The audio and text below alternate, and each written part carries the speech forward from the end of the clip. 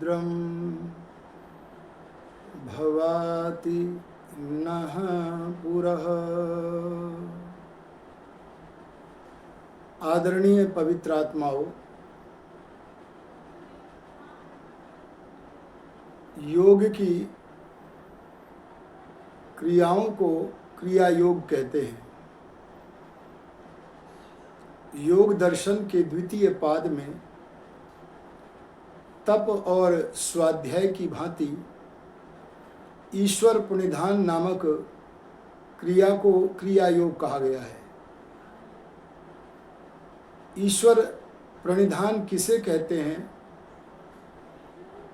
इस जिज्ञासा की पूर्ति के लिए महर्षि व्यास जी ने ईश्वर प्रणिधान को बताया है। ईश्वर प्रणिधानम सर्व क्रियाणाम परम गुरौ अर्पणम तत्फल संन्यासो वा। अर्थात सब क्रियाओं का परमपिता परमात्मा में अर्पण कर देना और उन क्रियाओं के फल की इच्छा न करना, अर्थात निष्काम कर्म करना, यह ईश्वर प्रणिधान कहलाता है। अध्यात्म साधना के लिए और उपासना के लिए जब अपनी सब क्रियाओं को योगी ईश्वर के अर्पित रखना चाहता है, तब यदि ईश्वर प्रणिधान के विरुद्ध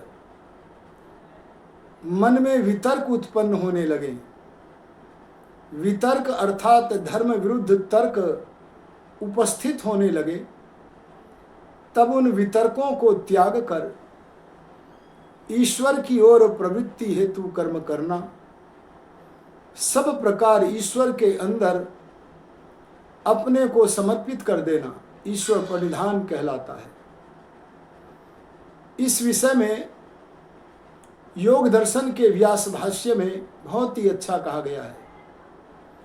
वहाँ पर कहा है, शय्यासनोस्थ पथि व्रजन स्वस्थ परीक्षीर्ण वितर्क जालः संसार बीज क्षयमीक्षमाणः स्या नित्य युक्तो अमृत भोग भागी। अर्थात बिस्तर पर लेटा हो, आसन पर बैठा हो या मार्ग में चल रहा हो, सब समय विरुद्ध विचार से, धर्म विरुद्ध विचार से, योग विरुद्ध विचार से, ईश्वर को समर्पण करने के विरुद्ध विचार से रहित होकर, स्वस्थ होकर, स्वस्थ माने संभला हुआ रहकर, संसार के बीज को अर्थात जन्म मरण के बंधन के हेतु जो वासनाएं हैं, उन वासनाओं के नाश करने को चाहता हुआ ईश्वर से सदा जुड़ा हुआ योगी मोक्ष का भागी कहलाता है। अतः हमें अपने समस्त क्रियाकलापों को ईश्वर को समर्पित कर देना चाहिए और निष्काम भावना से उन क्रियाकलाप को करना चाहिए।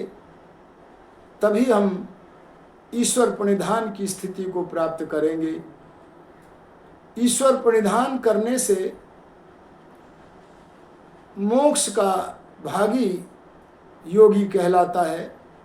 यह ईश्वर प्रणिधान बहुत उत्तम वस्तु है। इसे ग्रहण करके हमें योग मार्ग पर चलना चाहिए। इसी संक्षिप्त उद्बोधन के साथ मैं अपनी वाणी को विरमित करता हूँ। ओम शम।